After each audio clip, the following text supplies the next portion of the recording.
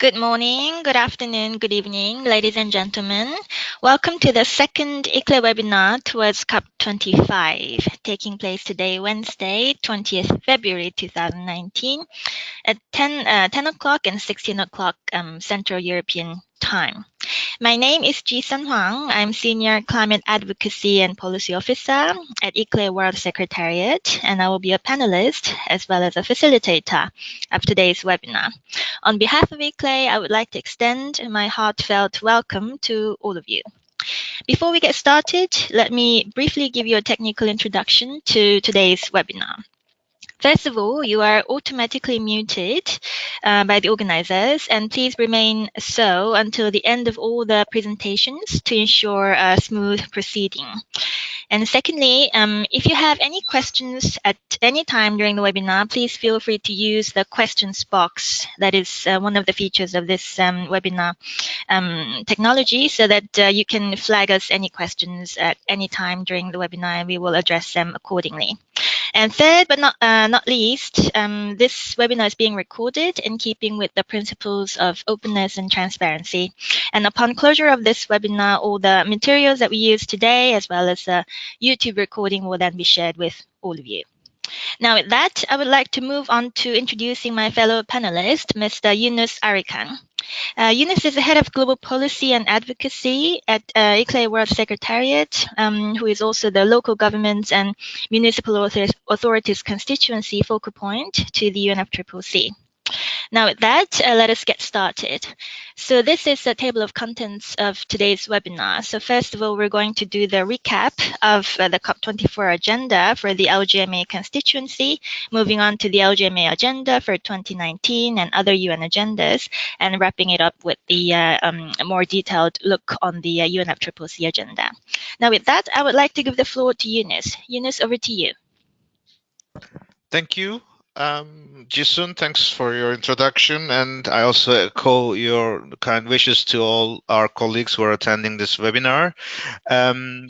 So as you have seen from the agenda, we will focus now more onto the expected agendas over this year. This will be the focus of this webinar. We have shared the initial draft, or let's say initial calendar, in our first webinar, but we have updated, so we will go through that again in the necessary slots. Just to recap, the Paris Agreement is important for local and regional governments because there is important references both into the document that was ratified by heads of state, by parties, but also into the decision.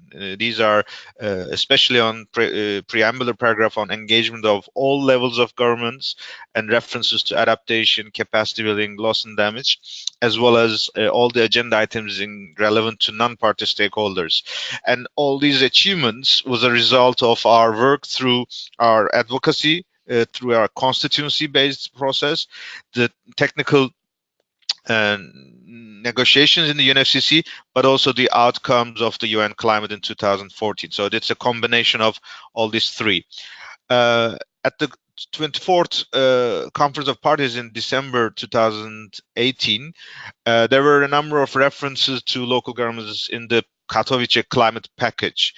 From our perspective as ICLEI, we foresee that there are three of them as the most overarching in terms of their impacts for our future work.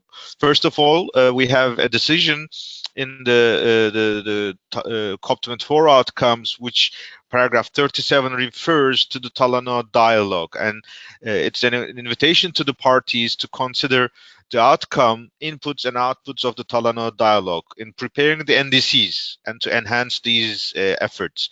So this is a very valuable text which gives us a huge opportunity.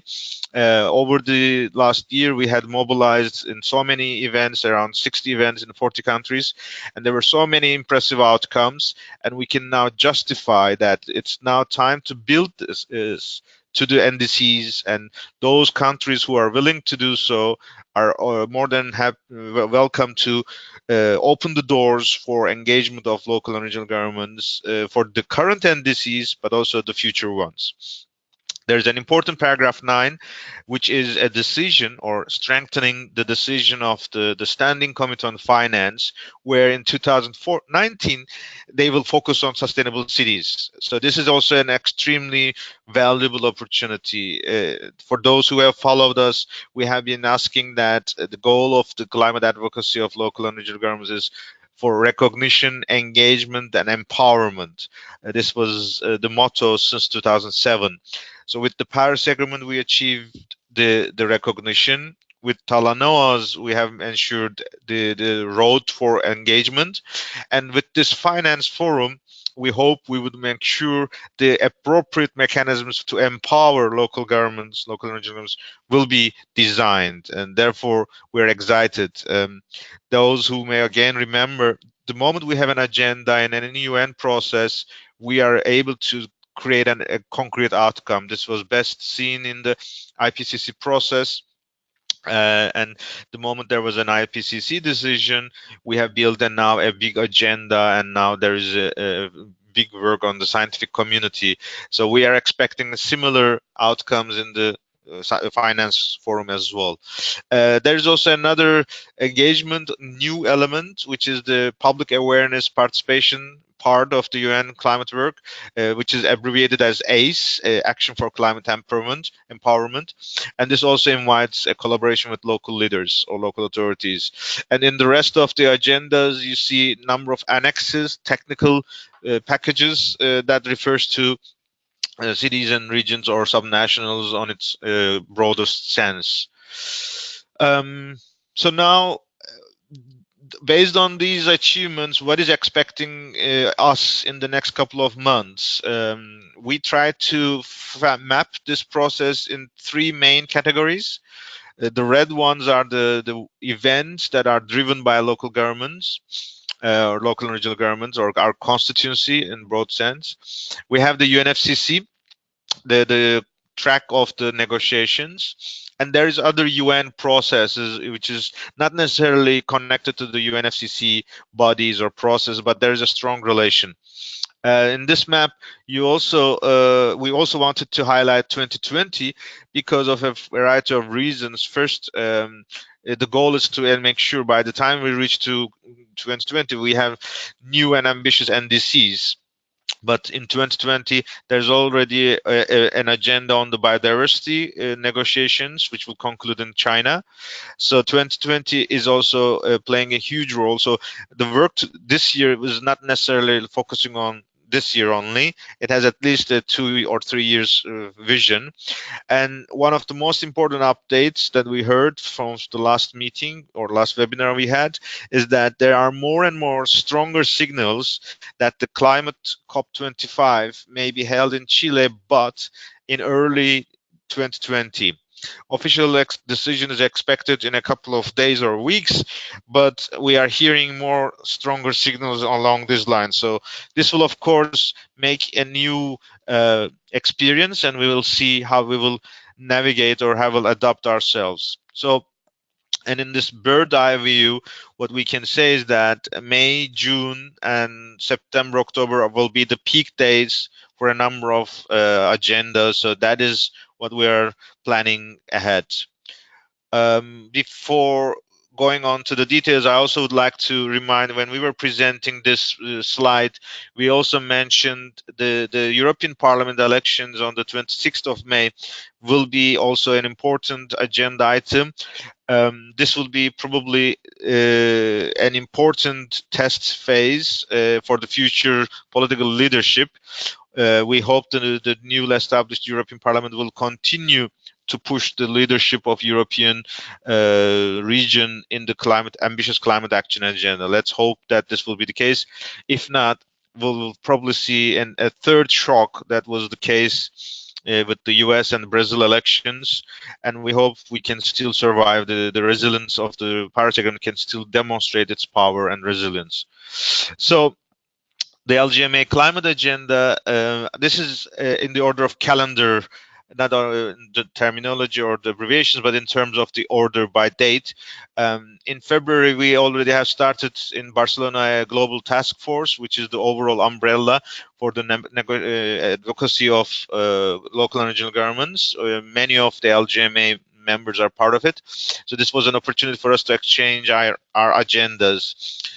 Tomorrow there is an important agenda in Paris. Women for Climate will be hosted by C40. This is their third annual congress. Yesterday there was a debate at the UN, but we did not necessarily put this here. It could be another agenda.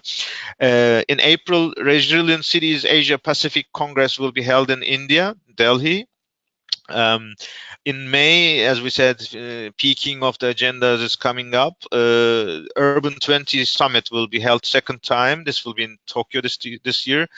International International Conference on Climate Action with a focus on vertical integration is being organized in Heidelberg with German Minister of Environment and Baden-Württemberg and City of Heidelberg, State of Baden-Württemberg and City of Heidelberg. This will be on 22nd and 23rd of May.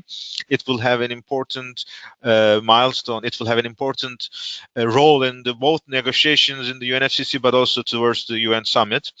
Our 20 Austria World Summit will be held on 28th of May in Vienna. This is the third time this is taking place. In June, there will be a special ministerial meeting of G20 countries that brings energy and climate agendas in Nagano Prefecture. And there are strong signals that there will be a good recognition of the contributions of local and regional governments, both because of the host city and prefecture, but also the Japanese government putting a strong emphasis on G20 agenda and cities and regions. Resilient Cities Congress year will be held on the 26th of June, and it will be in the last 3 days of the UNFCCC. We will discuss slightly later on that. This will be in Bonn. The June will conclude with the U.S. Conference of Mayors traditional summer conference, which will be held in Honolulu. There's always an agenda for climate action in the U.S. Conference of Mayors summer conferences. So we hope Honolulu will continue to continue in this practice because they have been one of the most ambitious cities in terms of their adaptation and mitigation actions, but also state of Hawaii is also one of the front runners. So we'll see how this would shape the agenda. Local climate solutions for Africa will be held in August or September. We don't know yet, but we believe this will be an important opportunity for African climate action. In Seoul on the 22nd of October, there will be two events back-to-back: International Renewable Energy Congress by REN21 and Seoul Mayor's Forum on Climate Change by Seoul Metropolitan Government. There will be important opportunities of engagement. C40 Summit will be held at the beginning of October on the 10th and 11th of October in Copenhagen, and UCLG will be hosting its triennial World Congress in Durban on the 18th of November. So these are the events that are members or key events, and obviously we have the chance to update this calendar as more agendas comes up. In the UN, other UN, we wanted to prioritize this first, and then Jisun will take us through the UNFCCC agenda. In March, we will have the fourth UN Environment Assembly. There will be a Spatial Cities Summit on the 13th. Indirect impacts will have, for example, One Planet Summit will be coming for the second time. In May, UN Habitat, the first UN Habitat Assembly of the United Nations will be held in Nairobi on the 22nd of May, 27th of May. In July, New York City, the headquarters of UN, there will be the high-level political forum at the ministerial level, which is more regular every year that is held. And in September, we will start with New York City, the UN Climate Summit. At the moment, it is official on the 23rd, but we are hearing that there will be parallel or complementary events on the 21st and 22nd, which are the weekend in New York City. So this will be possible to consider a couple of days of track.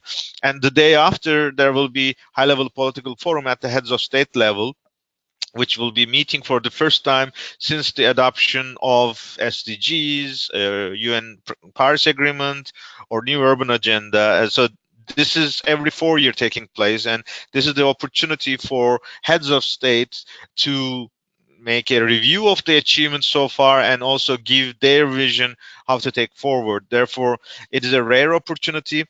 For those who remember, these kind of heads of state discussions on sustainable development were held every 20 year or every 10 year. But based on the decision of the Rio Plus 20 and the finalization of the negotiations of the Sustainable Development Agenda towards 2030, it was decided that this heads of state review of the Sustainable Development Agenda will be held much frequently, which is every 4 years, at the UN General Assembly, giving the stakeholders the opportunity to have a higher level political input to the progress, so that when time is as of essence, we have more opportunity to bring political input to the process, assuming that this political input will leverage and take the ambition higher, not backwards. The year will be concluded with the desertification conference in Delhi. This is also important. One of the three Rio conventions is the desertification, and this will also be playing a huge role in the climate, land use, and biodiversity agendas. As we said in 2020, now we are preparing to have the climate summit in Chile on the 2020 January or February, or early beginning of 2020. Of course, if this happens like that, the timing of the 26th COP may also change. This may also be realistic to expect that it can be postponed to 2021, but we don't know this. We have to wait and see. The biodiversity conference will be held in China. It is very likely in fall, but there may also be changes in the timing. But this is the last agenda, oral, let's say, key agenda. With this, I'd like to give the floor to Jisun to take us through the latest preparations of the UNFCCC agenda. Thank you, Eunice, for this comprehensive outlook towards 2019, especially in the overall UN agenda. Now, building upon this, let us zoom in upon the UNFCCC agenda of this year. Now, this lists events in a chronological order, starting from March and all the way to October, November this year with the pre-COP. But now let me firstly highlight the two most important events for our constituency, and that is why we bolded them at number 3 and number 6. So for number 3 is the SB50 in June, taking place in Bonn. Now, for those of you who would probably familiar with the ICLEI's Nairobi at Work Program Action Pledge that we submitted at SB 48 last year, wherein ICLEI pledged to strengthen this science policy practice interface. And then with that goal in mind, we are working on implementing that action pledge in close cooperation with the UNFCCC Secretariat and other relevant stakeholders. Especially, we would like to highlight that through a high-level engagement during SB50, we would focus on this strengthening of the science policy practice interface. And more on this info, we look forward to sharing with you as we have more clarity on the planning and the details of it. So please stay tuned on this one. And the other important agenda of this year, of course, is the upcoming Standing Committee on Finance SEF Forum 2019, whose theme will be on sustainable cities. Now, we are already from late last year, once we already learned that this next 2019 SCF Forum will then focus on sustainable cities, and we have been mobilizing this close cooperation with, again, the UNFCCC and members of the SCF to prepare for this important event. Now, we don't really have at this point the dates set yet, but we will have more clarity on this, we believe, once we have this SCF meeting in March. So we look forward to, again, sharing more information with you on this later in the year. So let us now look at the first event that we listed here, the most upcoming one, the Accra event in Accra Climate Week, Africa Climate Week in Accra in March. And later on, we have the Latin America Climate Week in August. And then we have the Asia Climate Week in September. And of course, we have the pre-COP around we expect, let's hope to have more information on this later of this year, October or November this year. Now, this is now the indicative work program of the Marrakesh Partnership for Global Climate Action. And again, some of you or most of you are familiar with this letter from the champions asking for input and feedback on the key items for the indicative work program of 2019. So there are 4 priority areas that we will be focusing on through the MPGCA this year. Firstly, the champions and the stakeholders will then focus on strengthening the interaction between parties and non-party stakeholders. And then through that, we hope to broaden the basis of the participation in the MPGCA to mobilize more climate action and raise ambition. And of course, the third priority is then to do the follow-up, continuity, and then to ensure coherence of climate action throughout all different areas. And last but not least, to have communication that is of high impact. So those are the 4 priority areas that was indicated in the Champions Letter. And in order to pursue these 4 agendas, there are 7 different operational approaches listed. So firstly, there will be the 3 regional climate weeks starting from Africa, and then Latin America, and then Asia Pacific. And the second operational approach is to strengthen the technical examination process, so zooming in upon mitigation and adaptation, which will then feed into the summary for policymakers. And thirdly, the champions would like to strengthen engagements with constituted bodies. And then the 4th operational approach is to feed into the UN Secretary General Summit in September. And fifthly, it's important to track progress, so focusing on ebook and strengthening the NASCA platform. And next is to strengthen the media and communication. Again, this links to the broadening of the participation and also to strengthening non-party stakeholders and party interaction.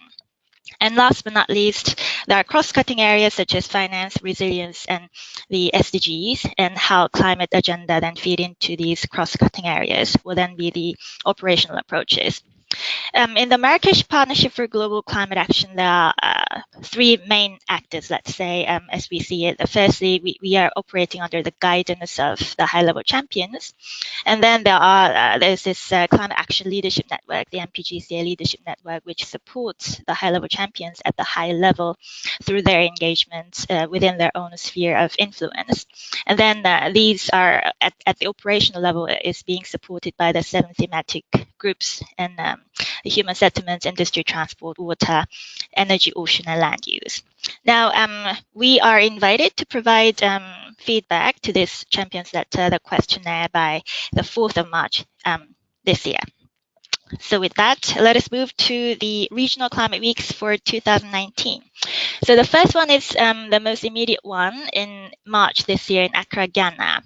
And then the second one will be in Salvador, Brazil in August. And we have the dates set, but not the venue set yet for the Asia Pacific one, which will take place in September. Now, this is newest information that we have, which is initially for the UN Secretary General's Climate Summit, we had 6 themes, but now we have 9 themes, as you see here in this column. Now, what is clear is that what we now know is that the regional climate weeks of the Marrakesh Partnership will clearly feed into as input to the UNSG Summit by focusing on 3 themes at each of its events. So for the Accra Africa Climate Week, we are focusing on energy, nature-based solutions, and cities and local action. And for all the 9 themes, you can see we mark the chairs and co-chairs as countries who are going to be championing these issues, providing leadership. So For the rest of the 6 themes that we see here, mitigation ambition, industry transition, resilience, finance, and political drivers, public mobilization, we are not sure yet at this point of which of these will then be focused by which regional climate week. But what is clear is that now we have these 9 themes for the UN SG summit, and the regional climate weeks will actively provide input and support as feedback to the UN SG summit this year. Now let's move to the detailed program that we have at the moment on the regionalclimateweeks.org for the Africa Climate Week. And we marked the main facilitators or coordinators of key blocks in white letters. So starting from the first one on Monday, for example, in the morning, there is this UNFCCC, UNDP, and Africa Development Bank-led regional dialogue on NDCs, and there is a breakout session on cities and regions that ICLEI is leading on the facilitation of it. So ICLEI will be facilitating this session, so that's why we will actively engage on this segment. And when you look at the blocks on Thursday, there are 3 different blocks now being focused on policy, energy, policy, technology, and finance. So for the first one, technology 1 block for citizen local action, Global Covenant of Mayors is the main coordinator of this, and ICLEI of course supports this, and there are many other actors who are providing support on this block. And for the second one, policy 2 on the cities track, UCLG, Africa is leading on this in support of other actors like ICLEI and others. And for the finance 3, the citizen regions, cities local action, Africa Development Bank is leading on this in support with support from other actors, and ICLEI also joins in this effort to provide support on this. Now, and in the middle is Wednesday, which is a high-level day, starting with the high-level opening, and there are different themes of events taking place, and then the whole week will then be rounded up with a closing reception on Friday. And throughout these whole weeks, there will be side events that will then feed into different thematic areas.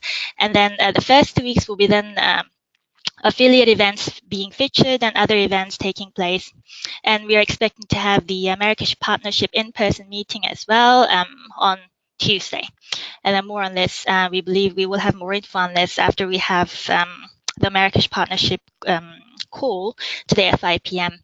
Central European Time.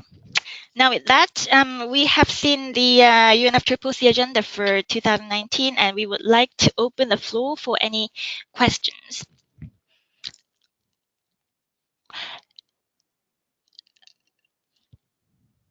So now is the time for you to join us and ask any questions you might have had throughout this webinar to focus on any other.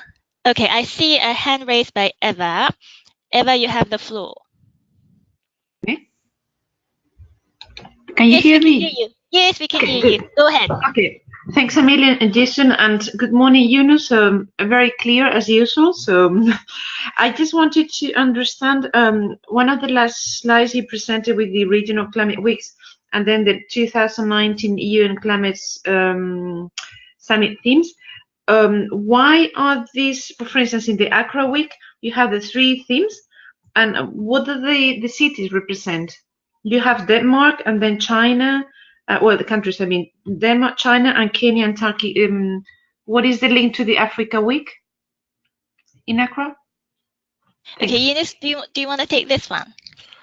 Well, Eva, hi, thanks for your support and contributions. This is a bit, I think, a work in progress, because this, for example, list of the 9, which was originally 6, now it's 9. And now we have the country names as the facilitator or chair of each theme. Okay. This was announced last week. There was a briefing in UN headquarters in New York City. The special envoy, Ambassador De Alba, and the President of the General Assembly has provided a briefing to the countries and stakeholders about the latest progress. So these countries are responsible for the theme at the summit in September, how will they engage with the discussions in the climate weeks? I think we don't know yet. That is Okay. probably something that we will learn during the by practice. So we don't have too much information on that. Okay, thank you. And also to let you know, Yunus, that I'm going to be in the UNEA 4 Nairobi summit in March, in case you might need anything. I'll also be there with a couple of politicians. That's That's useful. good. That's good because we are coordinating with UCLG, the cities summit, and there has been some preparations. Yeah. Definitely, we have to stay in touch. And thanks for the update from our side. Yeah, because we've made proposals to intervene at the city summit, so I'm waiting Mm. for UN indications on how to prepare the briefings, but we'll be there, so you know it. Okay, that's good. Eva, maybe in this also calendar, that is again, anything you want us to be highlighted, feel free to share with us so that we include in terms of the European key major events. So here we have Asia, Africa, America. So feel free to highlight anything that is relevant in addition to the networks that they are doing here. For example, C40 is also hosting it in Copenhagen, but it's a global event. Yeah. So feel free to share whichever you want. I mean, again, R20, again, global summit in Vienna. Okay, that was what I wanted to share with you. Yeah. Okay, maybe Eunice, you can add the EP and Commission elections because that's going to have an impact worldwide, I hope. Okay. Which one? So maybe the Commission and Parliament. Yeah. It was already in the. Okay. It's 26th of May, huh? Yeah, but in the following slide, you know, the red. I mean, if you want to, if not, you can leave it here. I'm happy. Yeah. Okay. I put it in the overview, but I didn't Okay. put it in our LGMA agenda at this stage. I mean, up to you to see whether it fits, but it's in this one, so that's okay. Yeah. Okay. Good. Fantastic. Any other questions from the audience members? I see at the moment no questions typed in or any other hands raised. Okay. I see a hand raised by Johnny. Johnny, you have the floor. I'm trying to unmute you, but it seems you're self-muted. Can you unmute yourself, Johnny? Okay. Now you're unmuted. Please go ahead. Thanks, Jisun, and thanks, Eunice, for a really useful webinar this morning. It's Johnny Sadler here from the Manchester Climate Change Agency in the UK. My question was for cities who may not be able to attend the huge programme of events over the coming 12 months.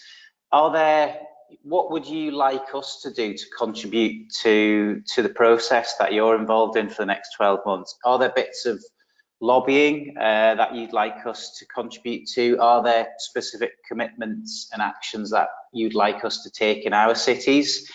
Just like to get 2 or 3 really practical examples from you of what you would like cities to do. Okay, Johnny, thank you for the question. I'm wondering if Eunice, you would like to begin this one? Okay. Johnny, thanks a lot. That's always valuable to hear your contributions. I think a number of fronts. One, to stay in close connection about updates from your own jurisdiction, any ambitions, any additional new information that you can share with us so that we can inform the UN as appropriate. And in that sense, the reporting platforms, Carbon, NASCA, European Covenant of Mayors, these are valuable tools for us so that you can keep us aware of the progress from your side. And there's also opportunities to provide inputs via text so that you don't have to be there in person. But more importantly, especially in your case, Everybody's, of course, trying to understand what will happen. The bottom-up action at the national level, and this applies to all countries in Europe, to push your national government for the NDC implementation and make sure they are aware of your actions is the key. In that sense, UK government is also very actively engaging. For example, I know there will be a Climate Week in London. This will happen for the first time, I guess, this year. I think around April, May.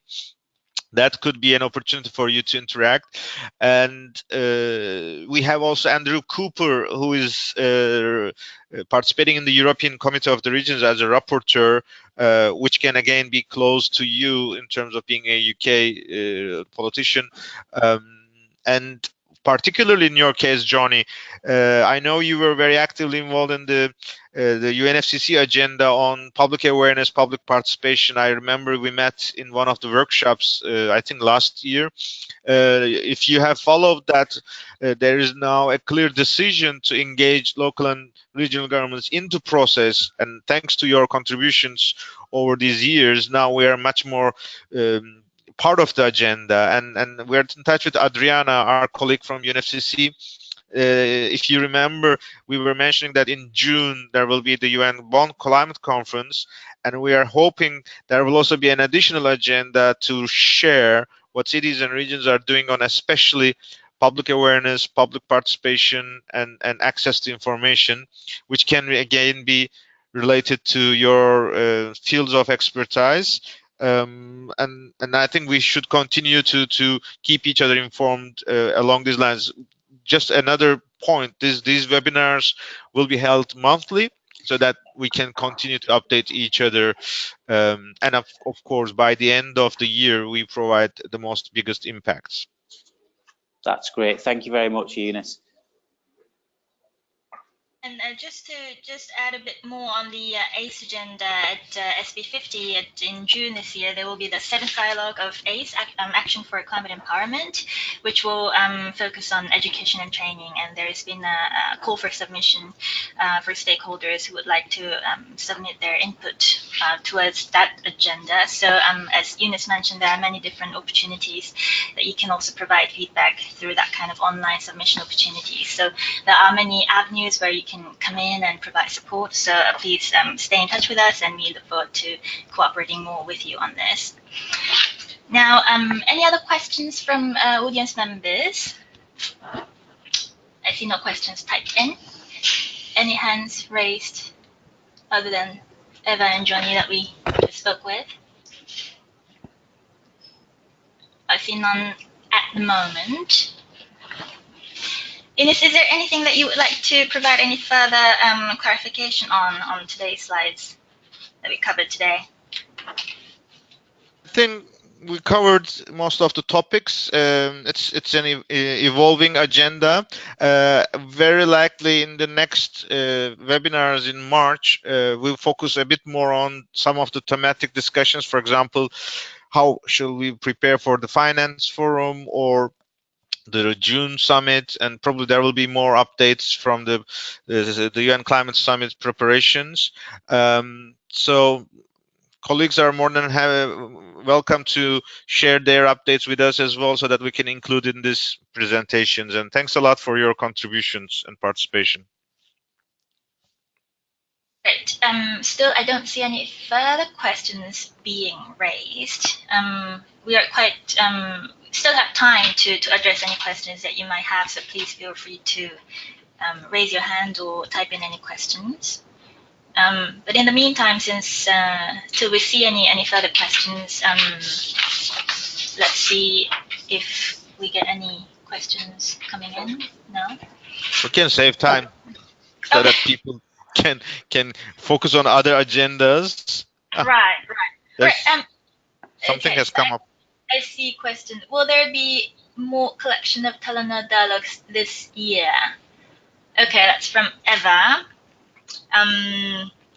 Well, the Talana dialogue. Okay, Eunice, go ahead. Well, I mean, obviously, there is no official requirement to continue to the Talana dialogue. but there is an expectation that from Talanoa dialogue we feed into the NDC implementation and preparations. And this is mainly a nationally driven process, and that's why it's important that we stay in touch with interested countries. For example, over these Talanoa dialogues, we had made a list of countries or experiences which was very ambitious, like Indonesia, Mexico, African countries like Rwanda. They didn't host it, but they're interested in Tanzania, or in the Europe, for example, Norway, Finland, or in Canada. We're hopeful, for example, from Japan, they will be ambitious, or Korea, again, all these countries who are hosting it, several events during the year. So these are the countries we hope we can get more concrete demonstration of what to show, both to the UN summit, but also to 2020, saying that we had to have our NDCs before Paris Agreement. We did not pay too much attention to cities and regions. Over these years, we have listened to them, and we now have a responsibility to bring them on board, because Paris Agreement asks us to do so.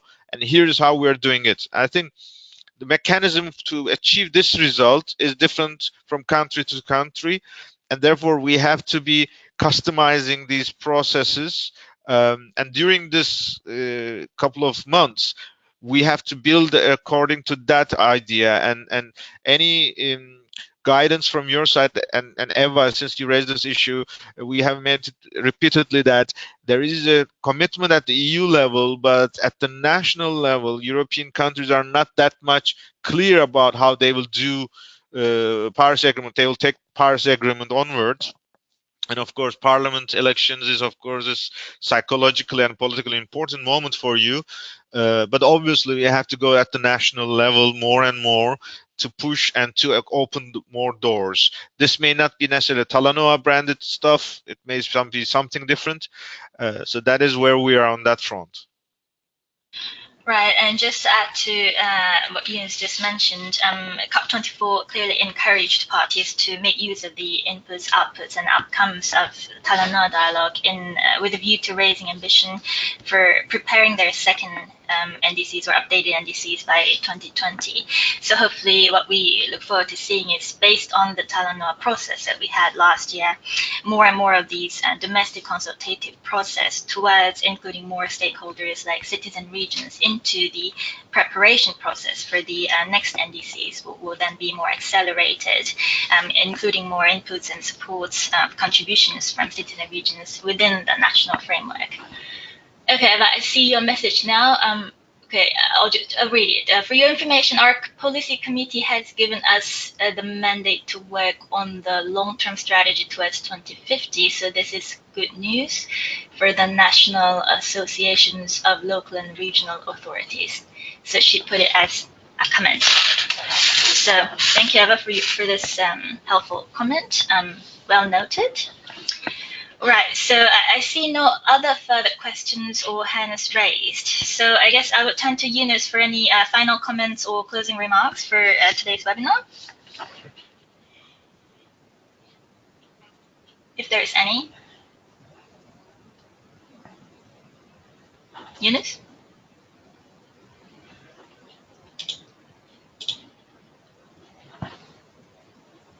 Sorry, I noticed that I was muted. I was just trying to say that I'm done and there's nothing more to add at this round. And thanks for all the participation and contributions of the participants of the webinar.